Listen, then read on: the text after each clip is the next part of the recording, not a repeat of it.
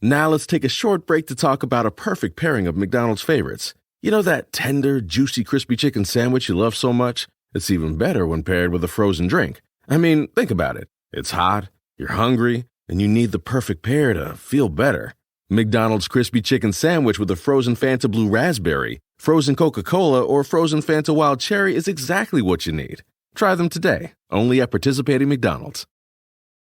Hey, look at you. Florist by day, student by night. Student by day, nurse by night. Since 1998, Penn State World Campus has led the charge in online education, offering access to more than 175 in-demand programs taught by our expert faculty. We offer flexible schedules, scholarships, and tuition plans to help you reach your educational goals online. Penn State World Campus delivers on your time. Click the ad or visit worldcampus.psu.edu to learn more. That's worldcampus.psu.edu to learn more.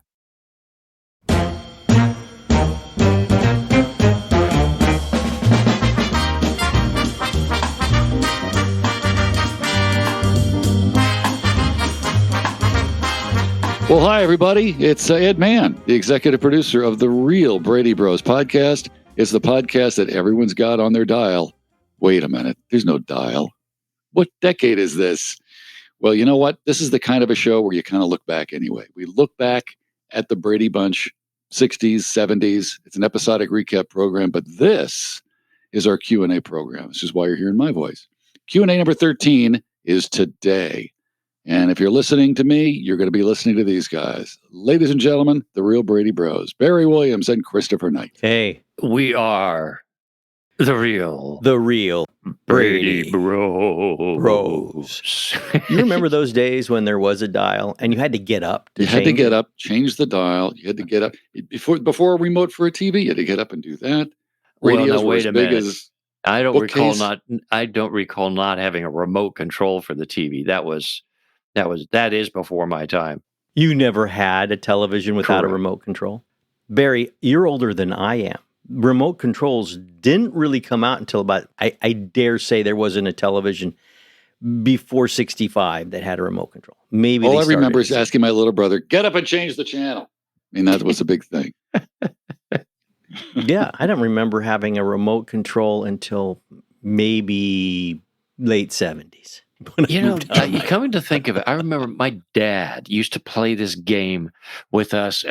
My brothers, I had two brothers, and we'd be watching, television in the afternoon, and he would walk through the living room from the kitchen on the way down the hall to the bedroom, the master bedroom. And on the way, he would just turn the dial on the television for no reason, just to mess with us, and just keep going. And it was like, what just happened? And then somebody had to get up. So there it is. So you do remember maybe not I having didn't a have a remote control. Or maybe my brothers hid it from me and just always made me like the guinea pig guy, Well, Barry will do it. Well, those first televisions with remote controls, when you hit the channel change for the remote control, the dial actually moved. Oh, that's it was a mechanical thing. It was mechanical which remote. fascinated me as a kid. Okay. Do we have any questions today? No. No, we don't. We're just It's a lot of fun reminiscing just about chatting like this. life in the 60s. Like getting on the old party line in the 70s. Hey, who's there? One of those things. We do have questions. And let's start with Brad. Okay. Brad was wondering. Hi, Brad.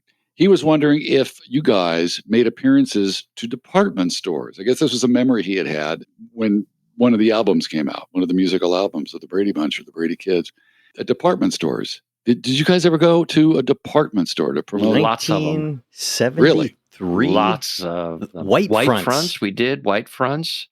I don't know if we did anything other than white fronts.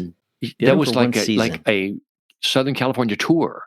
We were doing these department stores and going in, and they'd play our record, and we would sit there and sign things. And I know that we broke records in one in San Jose. Where you could break the internet today. Well, they had to empty the mall because they were afraid of it collapsing, as I recall.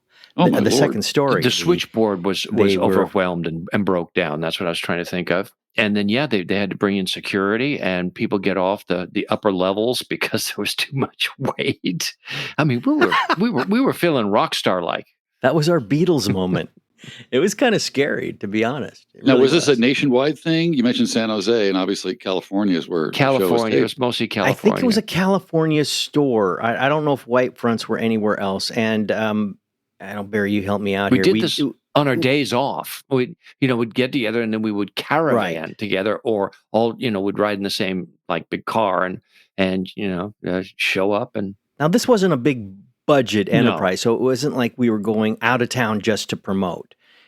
The only time we would do an out of town promotion is if we had a show in that town, and clearly we'd have to do it the day before if the schedule allowed for it. And I don't remember doing that many out of town shows where we had also a personal appearance tied to it. Most of the personal appearance was Southern California. The only album I tie to department stores is a Very Brady Christmas. Meet the Brady. Christmas album. Oh, the Christmas. It was a Christmas. And that was a year before we started recording in earnest. So that was 72. Well, how many albums were recorded by you guys? 4. Is there a total? 4. I was aware of only 2. 4. Okay. Okay, Barry's got it. He's got his reference in front of him. I'm going to give the play-by-play. I'll be the color man here. He's pulled out Growing Up Brady, the second edition with the blue cover. And he is paging through. Merry Christmas from the Brady Bunch. Meet the Brady Bunch. The kids from the Brady Bunch. Kids. And the Brady Bunch phonographic album. Phonographic or photographic? Phonographic. Phono. Yeah. So there's the 4. Very good. Okay, there they are. There you have it. So yes, we did go on those department stores. He wasn't dreaming this. He was probably 2-3 years old at the time. Mom brought him, so he has a vague recollection of us. Well, I don't know, but it was cool if he was there. That was good times, fun times. We did not perform typically. Sometimes we would say hi, but mostly it was like an autograph thing, and kind of meet the fans and get out and kind of promote the brand. Yeah, and that was 1972, wasn't it? We recorded the album, I think, in 71, and then we were, it was out for the following Christmas. I don't know. There are people that are listening to us that would know better than I. Well, when we blow it like that, then they correct us, and then we learn. We'll piece our lives together somehow. We can tap into our own fan base to learn about our lives. Too funny. Hey, listen. In the same vein of this, we got a question in from Paul, who just wired this in. First, we're talking about dials. Now we're talking about wires. He telegrammed this question in. What memories do you guys have of recording the actual theme song of the show? This is sort of a multi-part question, so bear with it. Did you record it more than once? And it's his understanding that the famous Wrecking Crew played the instruments on it. Was that separately recorded? Did you meet and interact with the musicians? I know that you've known the backup singers at one point, I think. Barry, you had mentioned. One and the same, I believe, right? I mean, the backup singers were part of the Wrecking Crew. I didn't realize that the band members themselves, it was a studio session. So they call in those proficient at playing the instrument as necessary, as it was scored.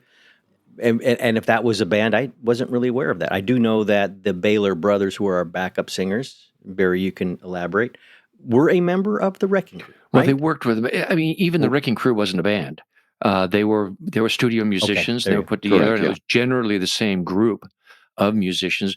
They knew each other well. They knew their chops. They knew their strengths. They could improvise. They were fast and really, really good at creating different kinds of sounds. But if you go back and listen to pretty much anything that was recorded and popular in the 60s, the Wrecking Crew, or some of the members of the Wrecking Crew, which included people like Glenn Campbell, for instance. There's a sound there that crosses over and gives things that quality. Tom and John Baylor and Jackie Ward, background singers who sang with us, all of our albums, all the Partridge Family, Love American Style, and in fact, they're the most recorded. At least if you can trust the internet, and sometimes you can, they are the most recorded voices of the 60s and 70s ever. So. That was kind of cool, and they were unbelievable sight readers, and they could do it on the spot. It's like this, Right. They're associated with everybody. Yeah. I mean, Neil Diamond, Michael Jackson, and everybody. As you know, Chris, I now live in Branson, Missouri, where we have a deep pool of talent, a lot of musical acts and theaters and excitement. Right. And John Baylor moved here even before I did, which is in 12. So he's been here for quite a while, and he's still active and around. And I see him in town, which is kind of cool. And I never expected to see him. And I don't know if we ever, really had much of an exchange, because I was in the booth with Jackie Mills, our producer, and the engineer, and listening to the songs and watching them work. And the paths never didn't cross very much. But Right. They kind of came in and sweetened our stuff after we were there, and sometimes prior. yeah, sometimes the prior, so we could sing to it. Right, exactly. I mean, they were maybe 10 years your senior, somewhere around Yeah, there. something So, about that, yeah. they're still working. Is there recording in? I would imagine there is in Branson, right? There's recording studios. Oh yeah, sure. and such. So there's a need for studio musicians and voices. Yeah, exactly. I And would they're- imagine. So there's people here business there for them. work. They work, most all the year round, and they're doing, between 3 and 6 shows a week. So all the chops are finely tuned. Quickly to head back, Brady Bunch, the Christmas album, that was 1970. So that tour either would have been 70 or 71. Got it. Gotcha. Okay. Log that in. Duly noted. Dan changed the tone here of the Inquisition. There was a short-lived sitcom that did a Brady Bunch parody in which you, Mr. Knight, Mr. Lookinland, Miss McCormick, Miss Davis, Miss Henderson, and Mr. Reed participated. Chris, can you talk about that? For some reason, Barry's not included in this laundry list that Dan included. Day by Day? Is that what the thing is? I don't know. This must be Day by Day. Was it? What Must be Day was by it Day. supposed to be a series? Oh, Day by Day was a series. Yeah. Day by Day was, like he says, short-lived. I can't recall how many seasons Day by Day was on. It was a great little show, but staying on the air is as much luck as it is anything else. And if you're not on the right night, you don't gain your audience quickly, you're soon off the air. So I think, it must have been Day by Day. That must be what he's referencing. And what I'm not recalling is, Barry, you didn't do Day by Day? No, most of my work was in theater. So I was always busy, out doing and out of town or in a contract, or I couldn't do a show. So that's what that was about. Wow. This is everybody but Barry. That seems like it looks like, and Eve. an odd thing to do. Why leave out Barry, or is it Barry you were unavailable? Unavailable. I think that must have been it. Unavailable. Okay, that would answer that. Got it. Any other memories of that at all? It was a gas to do. I mean, Barry, if you recall our experience on that 70s show, very much similar to that, in that we were working with a brilliant group of writers, and they tailored it to us. It was fun. It was a lot of fun to do. Just quickly, the cast: Julia Louis Dreyfus, Courtney Thorne Smith, Christopher Daniel Barnes, who played me in Growing Up Brady, and I didn't know that. Well, I'll be darned. And that's who we kind of interacted with. And if I could recall the actual scene that we did, it was him dreaming himself as Greg, which would be another reason why maybe they didn't need Barry. Now that we're talking about it, it's coming back to me. But he's Greg and dreams that he's a member of the Brady Bunch. And they did 2 seasons, 88, 89, or at least it ran 88 and 89. So maybe that could be 1 season spread over 2 years. I don't know. Curious. We should go. I'm sure that it's on YouTube or somewhere. It must be out there somewhere. Segueing to a question from Leslie. She spells it with 2 S's. Why I said Leslie. This is funny. I have an argument with my wife all the time. Is it Leslie or Leslie? And I'm always saying, well, it's Leslie. Both, depending on how it's spelled. Well, no. Where you're from, as it turns out. And I know this is not a Q&A about me, but she's from the West Coast. I'm from the East Coast. And I grew up saying Leslie. So I don't even know what Leslie, I guess it's 2 S's, so you're sure that you say Leslie. Billy Garst was the most popular boy in Jan's class. When Jan was voted most popular in school, in the credits, there's a Bill E. Garst as a crew member. And when Peter goes on his camping trip, Mike waves to the dad of Peter's friend, Mr. Kramer, saying, "Hi, Doug." And Leslie is saying that's an obvious reference to your producer, Douglas Kramer, claiming again that these are 2 examples of the writers having a little fun. First of all, is all this true? And do you know of any other examples of less obvious pokes at people? Well, before we even get to that, Leslie, what a great question. I mean, our fans, they really break it down. We did use a lot of references like that that she's mentioning, and we too many to get to. As a matter of fact, I didn't say it, Chris. So I don't know if that was a part of your consciousness or not. Or that's the kind of thing that Lloyd Schwartz would throw in quite a bit. Right. No, and I think one of the great things about doing our podcast is that we uncover a lot of these little Easter eggs, if you will, these little nuggets, and through our fans. Because frankly, I think we've already done Camping We Will Go. If that's the episode we're talking about on this, maybe it's not, where the Mr. Kramer is in the car, and it never dawned on me that was a nod to Douglas Kramer, who wasn't the producer of our show. Barry, correct me if I'm wrong here, but he was the head of production. A Paramount production. For Paramount. Yes. Right. So he Well, a producer nonetheless, but a higher level of within the structure of Paramount. Yeah. Well, and he had the television department. Is my he ran the television department. Right. More of an executive. There were several. Bruce Lansbury and Doug Kramer and others. I don't recall Bill Garst, though, as a crew member, and not all crew members get credit. So I'll have to look back over that. Insofar as he's explained what episode that's in, most popular in school, was that year 2? We could look it up, find out who Bill Garst was.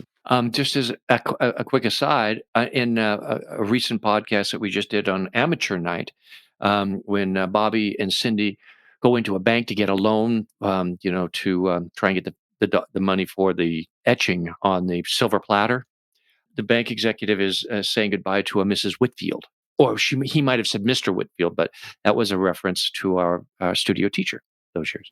Right. Oh, wasn't that fun? Mm-hmm. So it would be fun for the writers to go, we got to put this guy in because he's been on the set forever, and we love him. And we did put her on the air too. She would be in the audience when we were doing like the school plays and things like that. And sometimes our stand-ins would get to appear. If you look at the Hawaiian episodes when we're coming off out of the airplane down the stairs onto the tarmac. Guess there was no jetway. We had our stand-ins, that were there, and we had Mrs. Schwartz, Sherwood's wife, also came off. Sure. Yeah. Really we talk about this. I was, now that I'm keyed to this kind of hunt, I'm over keyed. In the last episode, or one of our latest episodes, Amateur Night, we had a couple of guest stars. And I wasn't exactly certain who played whom. Before getting actually to watching the show, I think I was reading Barry's notes. And there was a character, Alfred Bailey. And I assumed that was a nod to Bailey, Banker Bailey, because there's a banker in the show. And I got the credits mixed up. I thought that Bailey, that character, was the banker. That's because I'm Mr. looking really hard at Goodbody. all these references. It was Mr. Goodbody. Goodbody. So at times I'm actually making stuff up in my own mind. That's right. Because we always have our listeners opportunities. We always have our listeners to correct us. Right. That's right. Yes. They're here to help you with that problem, Yes. Chris. And We'll be recording an episode later today that there will be a couple of these references, I believe in. oh, that's great. All right. back to Something for that. them to look forward to. That'll be Time for one more, guys. One more. This is from Patrick, and it's regarding an episode that you guys already did called Never Too Old. It was just recently out. I think, I want to say it debuted the end of July. One great-grandma Hutchins is sneaking out in the middle of the night, carrying her bags down the stairs, and it brings a question to mind. Where was she sleeping? Was she bunking with the girls? And Patrick here says he didn't see any sign of a cot or anything added to the girls' room, and doubts that they made an 80-year-old grandma trek all the way up to Greg's room while he bunked with the boys for a few days. Just a thought, not really an important question, but it did come to mind. It's a great question because it never came to mind when we were doing that episode. No? But it's a great question. I think so. Every time we look at an episode, there's more of these questions that come up. where is she It's coming endless. from? Yeah. Well, I think that maybe they didn't think that anyone would think that far, and that she was stuffed up in the attic before it became Greg's room in the 5th season. But you're right. You note on that show that we were, well, I guess Grandpa didn't stay with us, right? Because he had his home somewhere nearby. So because he was the one that would be Brady, least right? likely to. Isn't it? Was it Great Grandpa Brady, yeah. So he'd be the one not able by the way he was performed to walk up and down stairs. He was more of a shuffler. You know what I think it was? I think that when great grandma Hutchins got up to the master bedroom, she took off her clothes and became Carol Brady, and it just slept up there. Thank you, Barry. Thank you for that. It seems like a vision. pretty obvious question, though. I mean, if you're doing a show, like, okay, so you're coming downstairs and you're going to cross through the living room to the front door. Well, I'm coming downstairs from where? That's pretty 101, you know? Well, you know what, guys? I mean, we often get questions, and we haven't covered nearly half of them. But, what's at the top of the stairs to the left? And if it was to the left, why did they make a left when they left? Why is the person who was upstairs now wearing a different outfit than they were downstairs? These are questions that come about after shows on the air for 50 years that our producers never gave any thought to. Writers never thought anybody would see through their logic. And frankly, one of the weakest parts of the Brady Bunch is the logic. There was no time for logic in a lot of instances. Sometimes, yeah, so sometimes. It was. Yeah. We're going to be doing an episode mostly compromised called "To Move or Not to Move," in which it's revealed, and I did not know this, that Mike Brady did indeed draw up the plans for the house that we're living in. Right, and they completely ignored the fact that we were in a different house in the pilot. And it didn't match. So those kinds of things. But everybody's gonna have to tune in to Move or Not to Move to check out all the details around that. How's that for a tease? Nice tease coming up in a couple of weeks on a podcast near you, guys. Q&A 13's done. Thanks so much. What a lot of fun. Thank Real you, Brady Ed. Bros. Thank They you. did it. Well, don't thank me. You guys know the answers. I just asked the questions. And they're not even my questions. Not sure we do. I barely come up with questions for you guys. Anyway, so much fun. I'm Ed Mann. We'll be back next time with another Q&A and, of course, more episodic recaps for the Real Brady Bros. And you can always catch us on the Facebook page at Real Brady Bros. Thanks again, guys. Have a sunshine day. Thank you.